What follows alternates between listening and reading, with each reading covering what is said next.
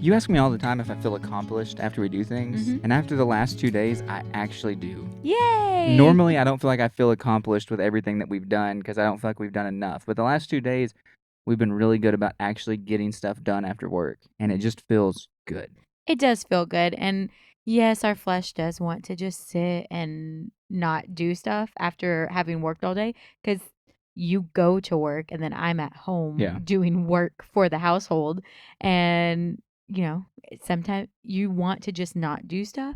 But when you do stuff, you feel so good. You do. My name is Justin. And I'm Labry. And this is the Better Together podcast.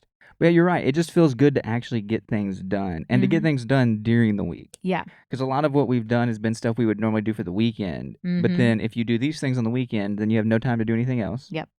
And then, I don't know, it eats up all the time that you have. And I don't really want to do that. I want to be able to try to get as much done as possible. But it's been helpful that I have been ahead on podcasts.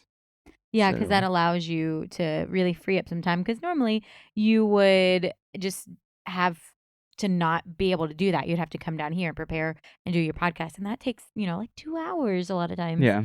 Between everything that has to happen. Just setup's easy now because we obviously did the studio. We put focus into that and we have this space now, which I really enjoy. I wish I could spend more time down here. Also, side note, I'm gonna have to start running the dehumidifier again soon if you didn't notice when you walk in. Yeah. But I'm trying to wait until I can figure out where I want to put it and all those things.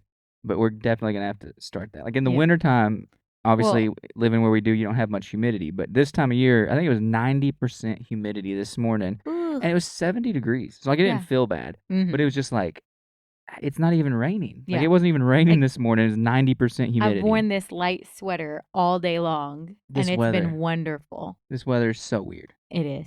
I know it feels like for the last several years, all we've said is, man, this is just a weird year. It's just, we don't have normal years anymore in Tennessee. Apparently. But we definitely are going to have to run that dehumidifier. Otherwise, these books are going to mold. Yeah. And all be ruined. Yeah, we don't want that. But it's also, a lot of books. Yeah. But also, it's just, it'll, because it kind of has a little bit of that basement-y smell that you didn't get as much in the wintertime. Yeah. But I don't know. It's just been a weird, though, year just temperature-wise. I don't feel like it's as warm as it should be yet. No, it's definitely not. And our high this week is 80. Which is weird. And it's late May. Yeah. We're normally mid-80s by now. And so it's really stunning the garden a little bit, in my opinion. Mm-hmm. Well, I did start my tomatoes and peppers later this year than I did last year. So they are behind from last year. But I don't feel like anybody has very tall ones yet. Yeah. And then on top of that, you have where it's not got the heat to be able to really help push things to grow. All of my shade-loving and cool temperature plants are doing amazing. Yeah. Absolutely amazing. Which we normally don't have do the best. They do good, but they don't do the best because it normally gets so hot so quick.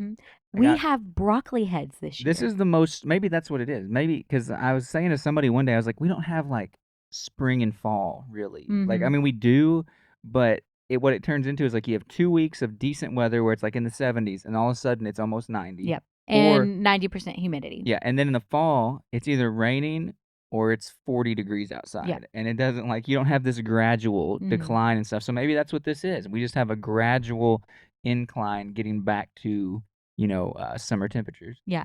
And I know last year, based on what we're thinking the garden was at, it's still a couple weeks away from when we are thinking of it. I feel like last year, we went on vacation about right now, and we got back, and there was about to be fruit. But everything was still a couple super weeks tall. Out. Maybe you're right. But it's 2 weeks away from when we went to vacation last year. Maybe I'm just confused. I thought. But we did have huge plants. Yeah. I looked back on the calendar. Huh. Yep, it was the first bit of June. So nothing's weird. I'm just off. No, but I had started the tomatoes way early last year, so they were huge, and they did have some fruit on them, but they weren't going to be ripe until after we got back. That was just because it was a really weird year because it never got that cold after like January last I year. was starting stuff. So it was like we lived in Florida. So last year I was a little too early on everything. This year I'm a little later on everything. So Lord willing, next year I'll get it all timed just right. Yeah. My favorite thing though is just how good the front yards turned out. Oh my goodness. And it scares me every year because we have a clover lawn. Not because like, okay, I would say the primarily we don't have a clover lawn because it's trendy or because it's so much, all those things. Those are great benefits, and once I figured those out, I was like, this is even better reason. But we live in an oak forest, basically. Our whole yard is oak trees. We have a giant canopy. We have the garden section is our only real sunny section. Yep, and that's why that is the garden. And so I got completely derailed. Oh, but so we have the clover garden, and so it wasn't for anything like that. What it really was is we needed to be able to grow something. Yeah, the yard was just bare and patchy. It was mostly neglected. It was mostly moss too. Like it was just a ton of moss. And so we were like, we got to figure out something. And one thing that was already growing there, okay, it's not nearly what it was now or what it is now, but was clover. We would look and you could see clover. And so we just sowed a bunch more clover. And we've sowed clover for the last 3 years now, because I guess this is year 3. I don't really know. I mean, this fall happens to be year 3, yeah. Okay. So the last 2 years. Well, I counted this year, though. Like, we sowed some this year. So for 3 years, we've sown clover in the spring. And now it's starting to actually look really good. We filled in some of the last little patches that were just weird dirt, to be honest with you. Like, just dirt that didn't really want to grow anything. And there was starting to be some clover in those because clover spreads great, which is a huge plus. But now we can mow it and it looks good. It looks good from the road. It's not like just nasty looking. You can go out there and walk and play, and it's just so much better. And so it makes me so happy. Well, the thing I love about the clover is, one, it grows for us. So hallelujah, thank you, Jesus. But it was growing in the moss. Yeah. It was growing in the super shade, in the sunshine. So it's covering everything. If you know anything about grass is extremely temperamental. You have to have perfect situations in order to get grass to grow. And you have to baby it like nothing else to get it to start. The clover, like the last few times I've seeded it, I've just like thrown it out. Like not even covered it in dirt in certain areas, and it's grown great.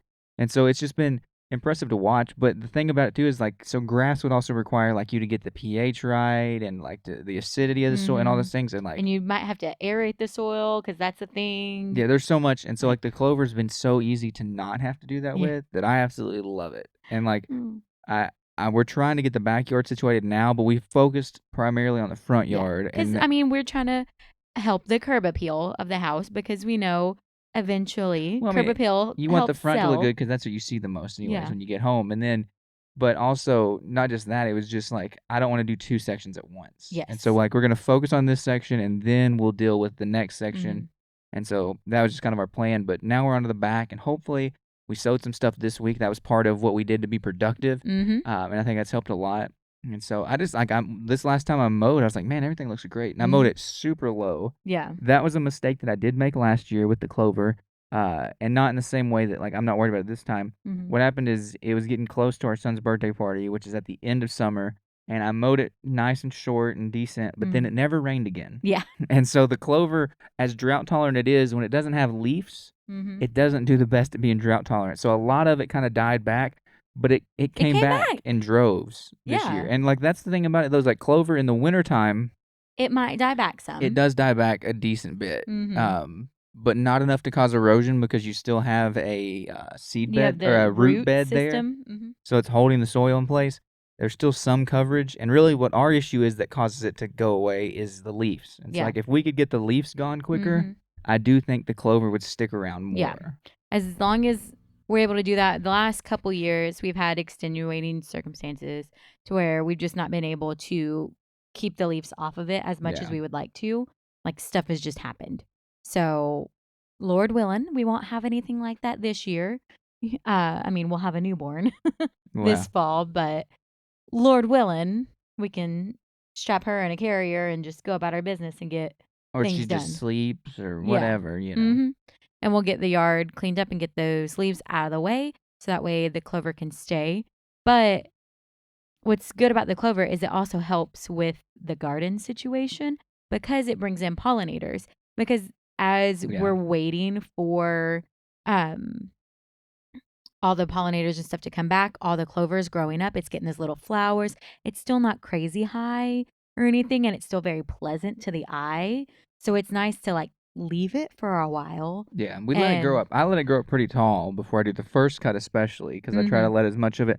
Because as weird as it is, the weeds in your yards are the first flowers to be ready for pollinators in the year, which sounds odd, but they really are. Like if you look around, there's not a whole lot of other flowers going on, but your clover, your what are those little daffodils, or is that I'm thinking of Dandelions. Dandelions. Yep. The dandelions, those little purple flowers, whatever they are. Like there's so many little flowers in your yard that come up before the rest of like a garden would be ready. And so it makes a big difference to let that stuff grow. And then the bees love clover. Yes. And also the clover flower is more seed. And so when you let the clover basically die as the flower, it's drying that seed out, and then when you mow, it spreads the seed. Now you're gonna grow more clover. Exactly. And we've got red and white clover. I recommend the white over the red. The red gets really tall, which is kind of fun and pretty to look at, but it takes a lot longer to flower. It takes more maintenance. maintenance. A lot bigger of a plant in general. It just doesn't just get taller. Like the leaf structure and everything's larger, which means more maintenance. Because I bought clover seed from Tractor Supply, and it was called Pasture Booster. Pasture? That's always such a hard word to say for me. But it's for like in where you're keeping your cattle or something to have good feed grass for them to eat on. And so and put nutrients back in the soil and but they I mean they want them to eat it, right? And so like that's part of the reason we have it too, so the rabbits and the chickens and stuff can all eat it.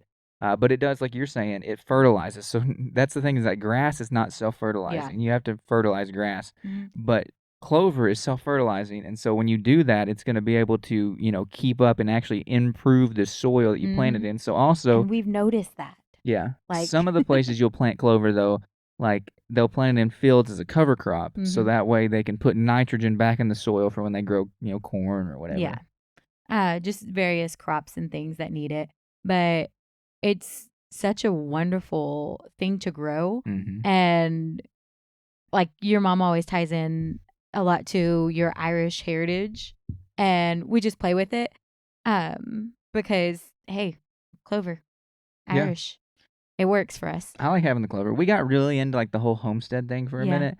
I've decided that like I don't know if that's all for me. I think what it really comes down to is like if you like on a small property, you can homestead-ish, like not really, like homestead adjacent. You can have fun and have some animals and things like that, but the thing that you need is flat land. And so we're on like 0.3 acres, whatever that comes down to. I don't know what that math is. That a third? Is 0.3 a third?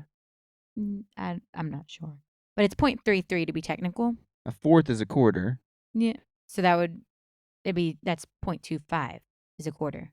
Yeah, so then that would be right. A third. I think I don't know. If you do 3.3 plus 3.3 plus 3 point or point. Oh wow, I'm making myself look really dumb right now. If you do 0.3 plus 0.3 plus 0.3, that's basically 9. So it's like 3.33 acres would be a third of an acre. Thereabouts, yeah. So anyways, seems right. We have about a third of an acre, and I'm glad it took us that long to get there.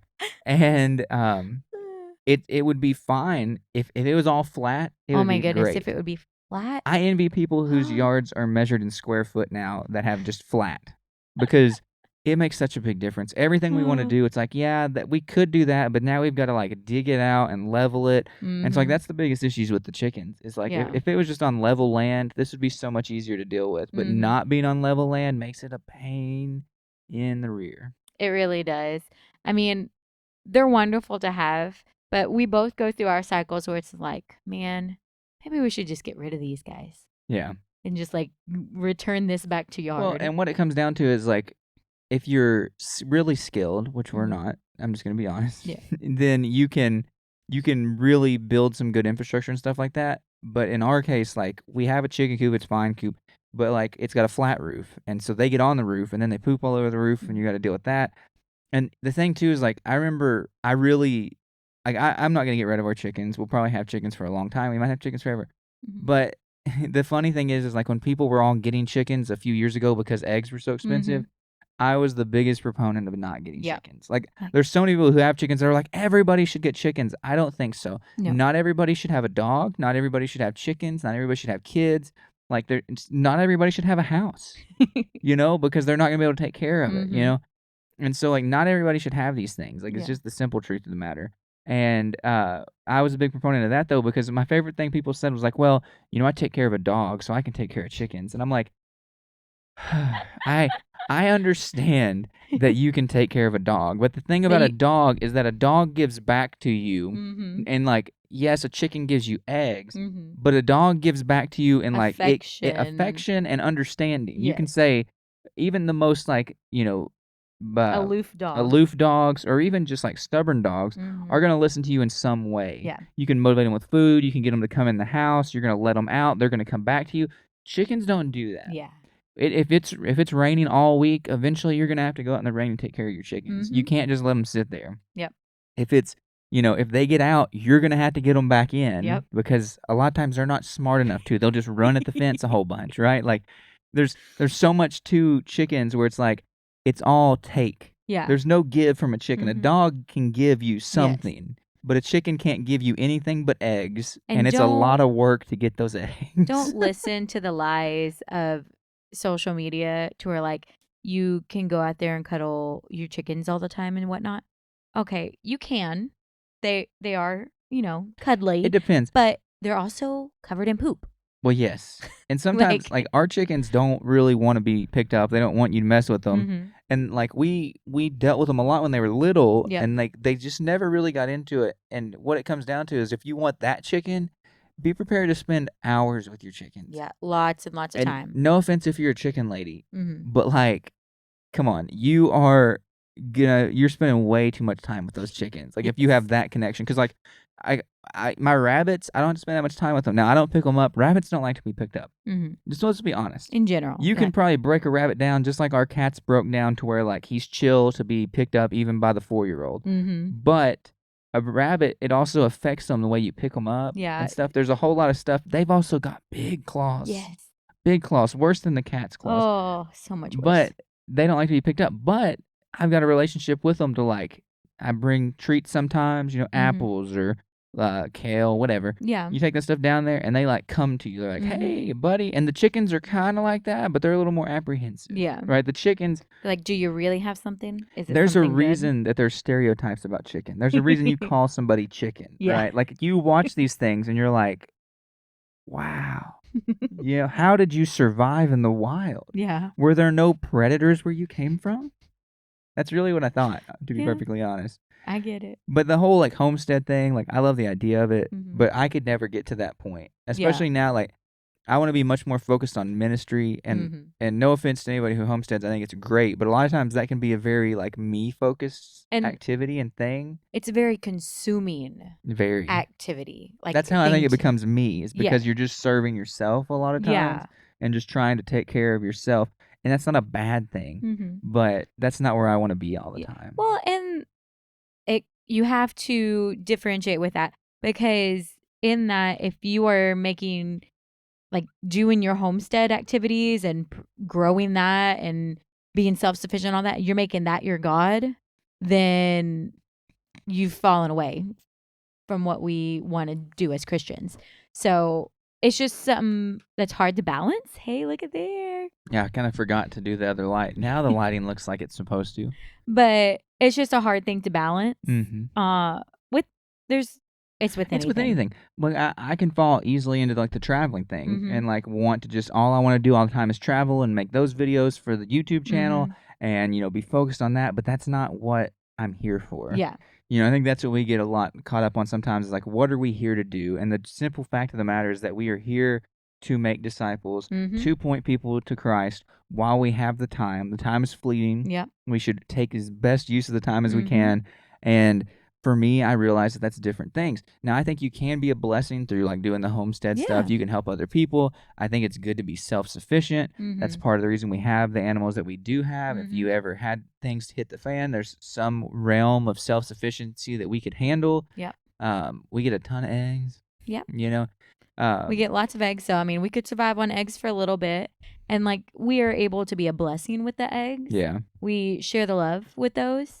But I don't think I'd want to go much deeper than where we're at right now. No. Like if I had land and a pasture, I could see having some kind of like animal, whether it's a couple like female goats or some sheep, something that you don't have to put a lot into, but are just gonna hang out, graze on that pasture. You might move them from field to field, like alternate a couple fields, and just let them move around and eat, and you feed them, take care of them. And that way you can have the land and not have to mow it. Yeah. There's some people down the road from us that are learning that problem. They're now trying to very expensively lease to somebody who would train horses. Oh. It was it's very confusing. They put it out as like seeking horse trainer to lease this property, because then you get a little barn apartment and the barn and all the field. Pasture. But it's not that much land, no, to be honest. And two, they were like, you have to be in charge of all the repairs. It's going to be this many thousands of dollars a month. Like, it was expensive. Yeah. And so I was like, that's kind of crazy. And we've learned with the particular company that they're going through to manage that they love to just shoot high. Oh, they always shoot high, and I've seen them not sell and end up going with different companies. Yep. So I'm I don't know. surprised this one hasn't already tried to switch. I don't know if it's been long enough yet. It takes some time sometimes. I feel like it's been a year. It's been a long time. But anyway, I was very sad to see their Highland cattle go. Yeah, and well, that's the thing is like homesteading got really popular during COVID, and I think a lot of people ended up like buying their micro dream farm and then realizing that wasn't their dream. Well, they realized, oh man, this is actually a lot of work, and I don't really want to put in the work. That's the dangerous thing about YouTube. And even like there's some really good people, like we've watched Justin Rhodes. There's that one lady that you've watched. I can't remember what her name is. Roots and Refuge lady. Roots and Refuge, yeah. There's all these great YouTube channels, and a lot of them are very clear about how much work it is. But until you're in it, you don't realize. Like everybody thinks they can handle that kind of work. Yeah. Well, and like you see it on YouTube, and it feels kind of glamorized, even though they're showing you like, I'm walking through this muddy field. Hey, I've got to go milk the goats at this time every day. Yeah. Everything on camera looks better. Yeah. It just you comes could be across convinced to better. go be like a missionary in Uganda by watching YouTube videos, and you get to Uganda and you're like, oh my gosh, it's hot here. Like I saw them sweating on the camera, but I didn't realize. They said it was hot, but like I didn't think it was that hot. Like that's just the way we are as people, though. And so like YouTube is a dangerous thing. I have to try to get off the YouTube stuff because it drives my interest. It drives like what I'm trying to do, and it can really be a distraction and point me in directions I don't need to be. Well, and sadly, it gets to be a time suck. Well, yeah. Because you get home and you're trying to have dinner and relax for a minute before jumping into doing something. Yeah. For the household. But then like, oh, well, let me watch this 20-minute video. Oh, well, now I'm just so tired and so full. Like I might as well just take another 20 minutes and watch this. And then you just fall into it. Yeah. Like it's really bad. We all have that issue. And like I have to limit myself with my TV time. Like I only get to really watch any of my shows during a little bit of nap time and cooking. And I don't pay attention while cooking. It's just something playing for me. But that's how I have to limit myself on that. Otherwise, you can't just sit there and watch and watch and watch and watch and watch. I still really want to try to figure out a way. And I'm even thinking like when the new baby comes, like this winter-ish time, like if I could find some like, I don't really want to go like fully off the grid, but more just like basic cabin somewhere where it's like we're not gonna watch TV. We don't even have a TV. We're not like the phones get locked up. We're not taking laptops and iPads and all that stuff. Like we're taking cameras though, right? We're taking a more basic camera because we have a lot of options. You can't take my camera?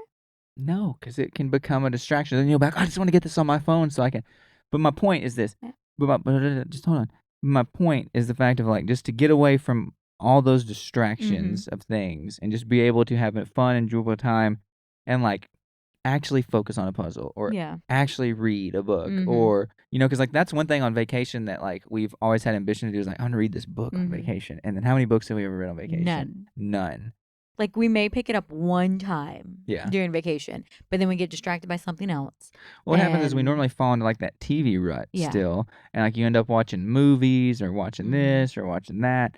And then like we don't get to watch a lot of movies and things. Like we try to limit ourselves on that still, but when you get into vacation, like it feels so excessive to us because we do try to limit ourselves. It's like what you just said though. I think things compound. Things gain momentum. And so like what'll happen on vacation is like we wake up, we don't normally watch something first thing in the morning because you go out, like you wake up and you're eating breakfast and you're like walking outside and make you a cup of coffee and you're enjoying you might go on the pool, you go on the dock, you see the water, you fish some or whatever. Like then we go out fishing in the morning or do whatever we're doing. And then you come home because it's 1,000,000 degrees because we always go to Florida. And so you're like, well, I'm just going to relax for a while. And then you start watching something. You got to get through the midday shower. Yeah. But you start midday rain. You start watching something. And then that something turns into something else and turns into something else. It's and very next thing easy. You know, nap time's over and it's time to go find dinner. Yeah. And then by the time you get home, you're like, it's going to get dark. We might as well just watch some movie. Exactly. Yeah. So it's like, it's just one of those things that like just bounces back and forth, back and forth. And so I hope to like be better about that in vacations in general. But I think it would just be nice to have like that off grid and especially like a down home country Christmas. Can we do it in Blue Ridge? It's very expensive now. All those Atlanta people have ruined Blue Ridge. Thanks to Martha Stewart. She really didn't help either. Martha Stewart, let's just talk about that for a minute, ruins everything. I mean, this is the most random episode of the podcast we've had. I don't know what we'll title it or why anybody would listen to it, but she ruins everything. She's got to stop making these lists. Yeah. The best small town. Find your own small town for antiques. Yeah. Stop ruining other people's small towns for antiques. Leave my antiques alone. Because what happens is, this has happened to us twice. We find like one is the town I grew up in and the other is in Blue Ridge / LJ. And what happens is you find a great place. They've got good deals. It's not overpriced. It's not even that it's a good deal. It's like it's normal price. It's just what it should be. Yeah. And then all of a sudden Martha Stewart comes in and is like, she puts you on a list and now everything's 30% more. Yeah. Exactly. It's just ridiculous. Minimum. That was the thing about Smithville when we were there a couple weeks ago. Is like they had an antique store, they had some other stores, and they're so close to Nashville that it was like bougie. And then like there was people you could tell, like there was some people walking in one of the stores in front of us, and even a store that came in after us, some other people. And I'm like, yep, these are Nashville people. You can tell by the way they're dressed. There's Nashvillians. You can just tell. Like, it's just different. And so they're willing to spend a dumb amount of money on something that's not worth it. But us poor people, us little poor folk, we ain't got that kind of money. And I was like, I'm not doing that. And so like I did find a good deal in that town, but not at the antique store. There was there's cool stuff, but I was like, I ain't buying none of it. Yeah. And so that's the same thing that's happened in these other places though. It's just like either wealthy people come in from other towns and start buying stuff, or they get notoriety for being this or that, and then all of a sudden everything's more expensive. Yeah. And it's a pain because now we have to find other places. Well, I'm sure it's not great for the sellers either because like in my mind it's not sustainable, I don't feel like. Quantity over quality sometimes is a little bit better. And then what I mean by that in this instance is if you're able to make a profit on your product, it's better to make a lot of little profits versus a few big profits in my opinion. Now, a lot of people would tell you otherwise, but I would rather be constantly moving merchandise so we can constantly get new stuff in instead of having stuff sit there longer, which changes your connections and your ability to get new merchandise. But if you don't have room to buy stuff and you don't have funds free to buy stuff, then what's the point of going out and trying to find deals and trying to find the next thing when you don't have anywhere to put it and you aren't moving anything, so you don't have money? I think it'd be far better to sell things at just a reasonable price. That's the issue we see at like the Carm now, the thrift store. Oh my gosh. And I know we've talked about that before, but their prices are so ridiculous. They are so ridiculous, but then now it's seeped into the other stores. It's all of them. Like, it's just crazy. You can't go to Goodwill now and get a good deal. And like, I was at a kids consignment sale or kids consignment store like a couple weekends ago with the girls, and I'm going through looking at stuff. Some of the things I'm like, I'm not spending $18 on a used stain kids clothes. That's like just I'm not insanity. doing that. No, it's and crazy. I'm not gonna spend $25, $30 on used women's shoes. Oh, wow. Like, yes, they look to be in decent condition, but still, I can go buy a new pair of shoes for less than that. Yeah. Like, I'm not doing it. And what's funny is one of the other moms that was there with us, she hadn't been to that store either. And both of us were like, this is not my kind of thrift. Yeah, I don't get into that. If I'm going to go somewhere like that, blood. I'm going to go somewhere for a deal, and I'm not going to pay a ridiculous amount of money for used stuff. But what's funny is, like, you're talking about that. I was looking at dress shirts the other day, and there were places where you could buy nice dress shirts for $15. And I'm talking about, like, Joseph A. Bank had sales. And so it's like right now, used things are costing ridiculous amounts of money, but they can't move new stuff, so they're having these massive sales. Duluth, none of it was my size, sadly. If you're small, check out Duluth. But they had a ton of great stuff, and like some of it was like a $70 shirt, $15. Ooh. It was like, maybe man, I wish I hadn't women's clothes. I wish I hadn't missed out on that deal, though. And it was like, but it's crazy just the state that we're in right now. Yeah, it's weird. And like I can find brand new kids' clothes for really cheap. One of my friends sent me this adorable strawberry pattern dress, brand new, $5. Wow. Like, and they had free shipping. So I might have to talk to you about that later. Get a couple of little dresses. But we went and bought clothes at Academy the other day, and there was like a fishing shirt and pants for our son, and it's brand new clothes. Yep.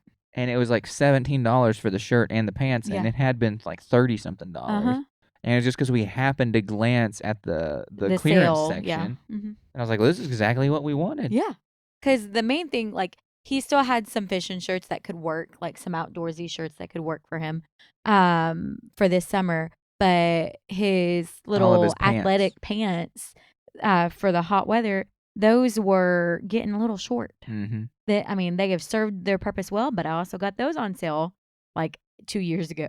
When we went camping, you sent us with water clothes. Yeah. And I put the shirt on him because all of his other stuff was dirty. And I was like, well, we'll just wear this shirt. And I put it on him. I'm like, oh.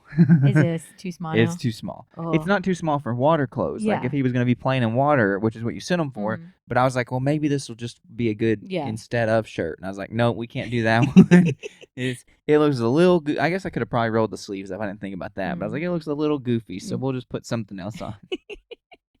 The pants I never tried, so they're probably fine. I don't know, but well, they're just at like an okay length where I'm like, that works for water play. Yeah. But again, like that's how it is. But you want those comfortable clothes for him during the hot weather in general, because that's nice to wear. And that's what I want to wear. Like I'm wearing blue jeans right now, but that's because it's not hot outside. And I don't think that even a kid, they may not realize they're uncomfortable or like voice that they're uncomfortable, but they're going to be uncomfortable. Yeah. And we've always tried to dress him how we would feel comfortable being dressed. So we dress him like a little man, like a little boy, but in the kid versions. So if you're in athletic stuff, he's going to have athletic stuff because we know that that's what's going to be comfortable for him to be in. Yeah, I was a big proponent too. Like, and there's a lot of people that we know, and it's fine. You do whatever you want. But they dress their kids like little adults all the time. And like you said, like little man, but like, you're just wearing little boys' clothes though. Yeah. Like, but just stuff that matches the actual activity is what we focused on. And like letting him also look like a kid though. Yeah. It's like, he doesn't need to be wearing like sweater vests and polos all the time. Like this is silly. Like that's good for church and whatnot. And for special, like if you go out to dinner or you're going out special thing, but like if you're just like spending the day like shopping or something like that, like let them dress like a kid. Let them wear like I was going to say Paw Patrol. We don't do Paw Patrol anymore. We're the only, like one of the few only people that actually like cut things out. It's like, I'm not a Disney person. Yeah. We don't do any Disney stuff. I don't do Paw Patrol anymore because it goes against our values. Yeah. But for instance, there's a time in history where he would wear a Paw Patrol shirt. Yep. And like, that's fine, dude. Like, wear your Paw Patrol shirt if you like that show, like whatever little thing you like that's he has a little camouflage shirt for he calls it his duck call shirt. But yeah, so he likes that because he associates it with the Duck Commander and stuff. So I let him wear it. I'm not a camo person, but he likes it. So just let him be a kid. Yeah. You know? I mean, there's definitely lines for like expressing yourself and just things that like aren't okay, but wearing a silly shirt and looking like a kid is okay. Like, yeah. I think that's part of the issue that you have, and then this current generation that's coming up is like they haven't lived like kids. They live Yeah. like little adults, and it's kind of creepy and weird. And I think kids should get to be kids as long as they can be. And they're maturing so much faster now versus. Well, they're giving an air of maturity. Yeah, like dress wise and They look everything. more mature than they are, and I don't Mhm. like it. Yeah. We're having a little girl coming along and everything. There are things that some deem appropriate for little girls. I'm like, no.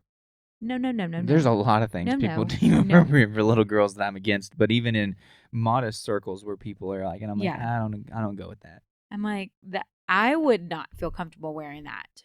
So she's not wearing that. Yeah, I'm pretty old school. Yeah. So on just about everything, I am to the point like I don't remember what somebody said today. I mean, this was an extreme joke, but like he said like it'd just be too slow or something, and I was like, well, you don't just need to be fast living all the time. And I don't mean fast living as like, you know, I don't have a good way of saying like, you know, running around with strange women and stuff, but fast living and just like just so, you know, that song, Go, I'm in go, a go, hurry to go. get things done and I don't know why. Yeah. You know, rush and rush. Like there's no like that's where I've lived a lot. Yeah. And like it's not a good place. Like we don't need to constantly speed to get everywhere. We don't need to be on a hurry. And I was like, I'm just gonna go trade my truck in for a horse and buggy as the real joke. But there's a part of me that's like, you know, just to have an old truck and drive that and just not be worried, you know? Like if I could get to the place where you just don't listen to the radio and you're just like quietly just when you go somewhere, you're just you're going to get there when you get there, you know? Like you're not in a hurry, you're not in a rush because there's no reason to be. Yeah. And what's sad is we're in a rush for things that don't matter. Yes. But if we want to be in a rush for anything, let's be in a rush to spread the gospel. Exactly. And that's the last thing that we're in a hurry to do most of the time. Yeah. But it's really hard to push and do that, even with like sharing church cards and stuff. Well, our Bible study cards and whatnot. It's hard to broach that subject and like. Yeah, it's not easy. Well, you can talk about anything and everything, but let me try to force in this, you know, hey, if you're interested, we've had a great conversation. You want to come to Bible study?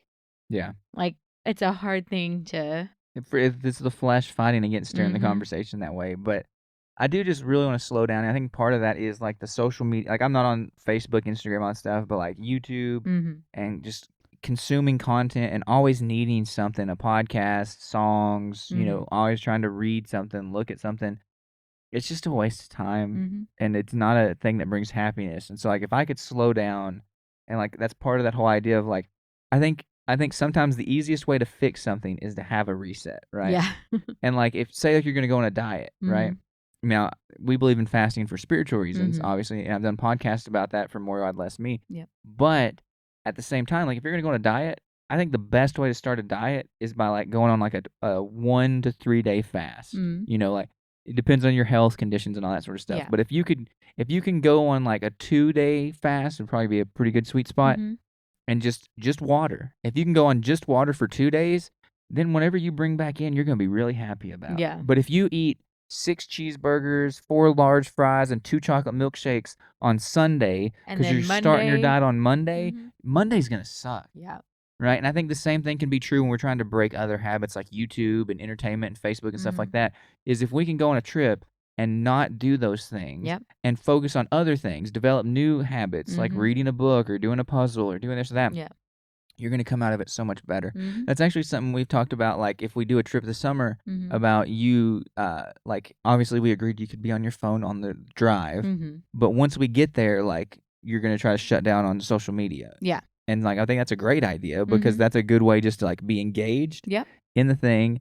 And honestly, like you may not find yourself wanting to go back to it as much when you get done. Now, the truth though is like anything, again, momentum. I wrote a thing about momentum. It's going to be a future podcast about the momentum of sin. So momentum's really in my head right now. Newton's first law.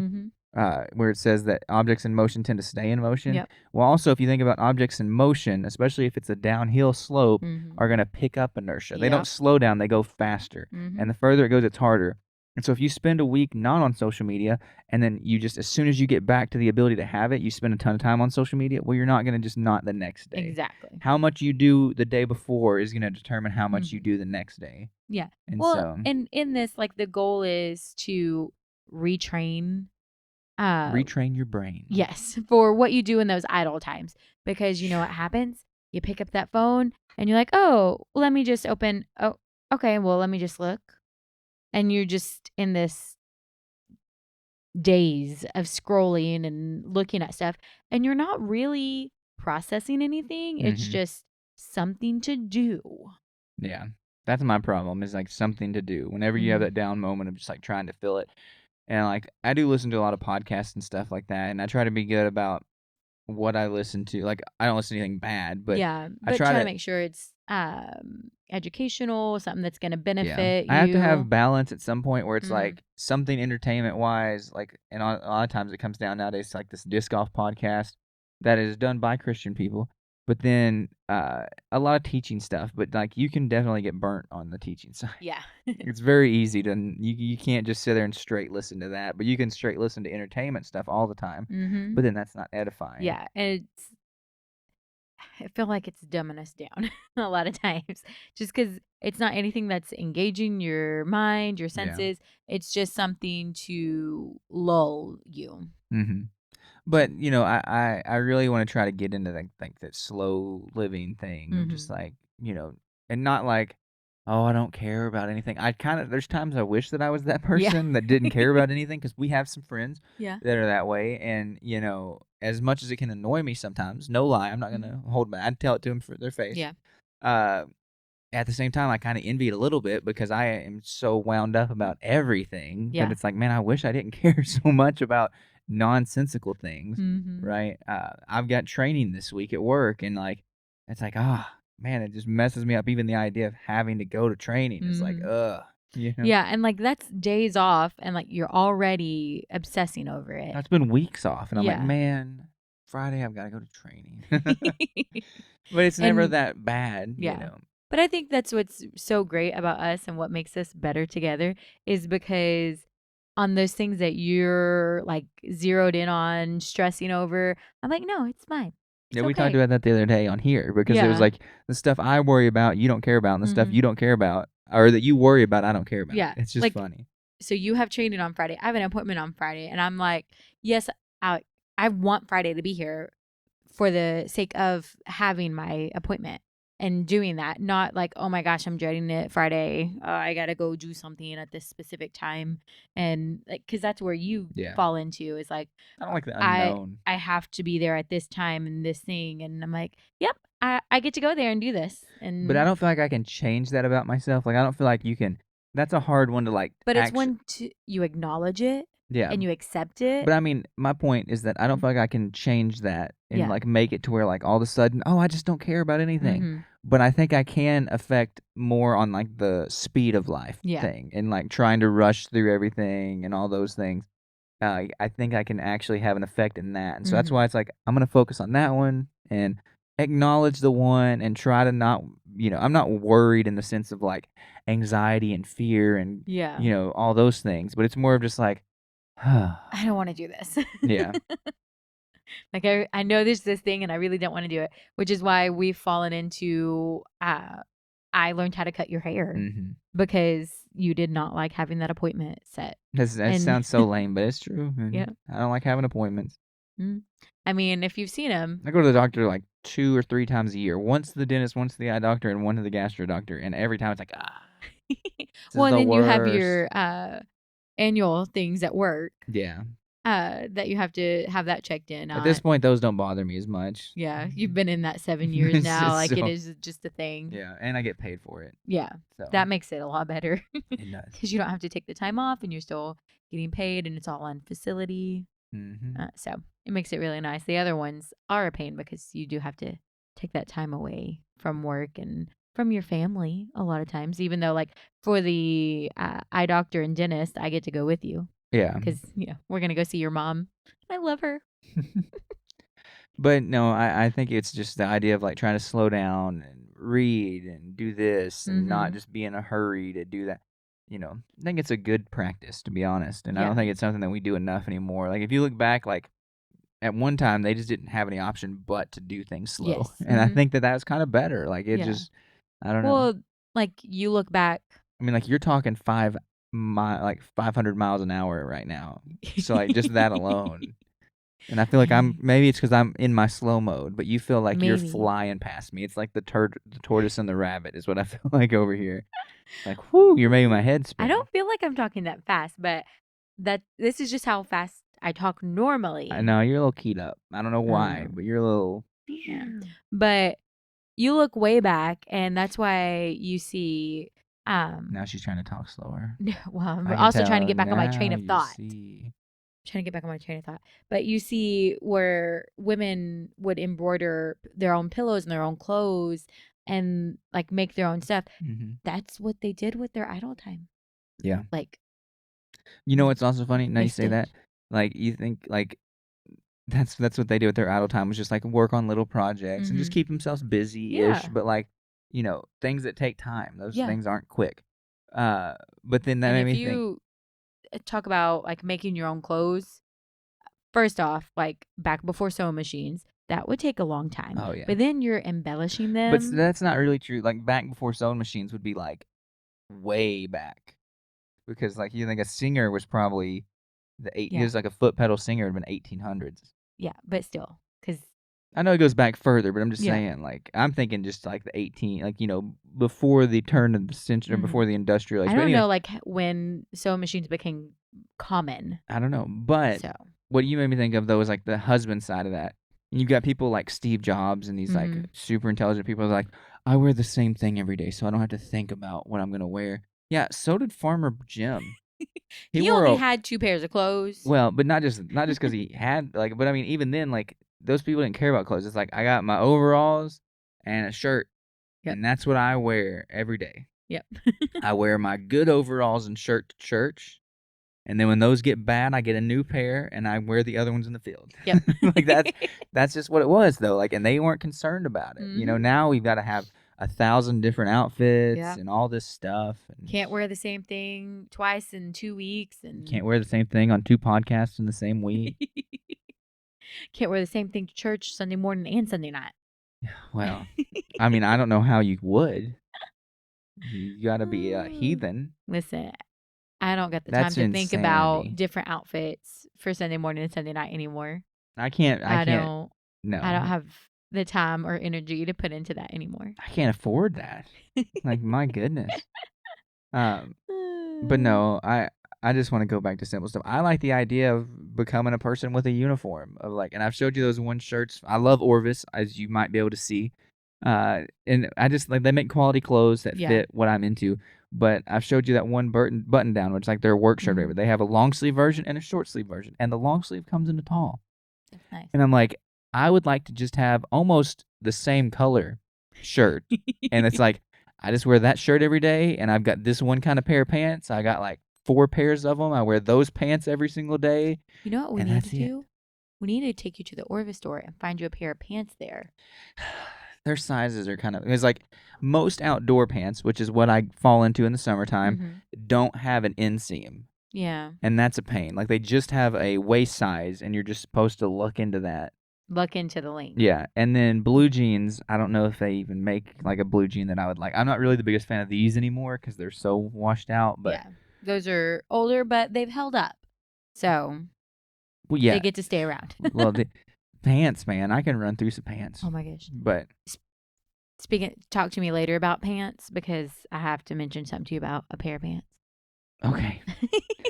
But like, I like the idea of finding the uniform, and like, not that it's like, oh, I don't want to have to think about what I wear. I kind of would be nice, but like, I'm just being honest. Yeah. Kind of would be nice, but at the same time, it's like it I just simplifies. Want good stuff that I can wear, and it just always looks good. Yeah. No matter what I'm doing, like, those clothes just look decent, and you can wear it, and you don't have to, like, try to match and things like that. Like, my wardrobe's pre-matched. It's like being pre-blessed, right? But anyways, I think that's probably all that we've got for this episode of the podcast. I hope you guys liked these ramblings and this craziness. The goal was to get back to teaching, but then this week's been a little crazy. And so hopefully then the next episode we'll be able to like actually get on an important subject or something at least a little bit more coherent of a thought. Something a little more streamlined. Really, I like these episodes of podcasts. Like when I listen to podcasts, this is sometimes like there's one podcast I listen to where this is kind of how the intro is just like, riffing off different things. And it's like, it's enjoyable for me. Well, so for me, it's kind of like eavesdropping in on a conversation that is okay to eavesdrop in on. I think of it like if like these are some friends and you're just hanging out, but you're like the quiet person. I guess I don't really think about that part, but it's just like you get to know people. I'm not normally the quiet person, and it helps. Like we're just processing life, but the way that we talk about things and process things can also help other people do the same thing. And so, I think that's really what it is for me. But we hope you guys have a wonderful weekend. And if you have enjoyed all this, be sure to like, subscribe, comment, share, all those good things. But we pray that you have a wonderful weekend and that you come back on Monday for the More God Less Me podcast. But until then, we will see you later. God bless. She lost it. I did. I was doing so good. Oh, well. But we'll catch you guys at the next one. God bless. God bless.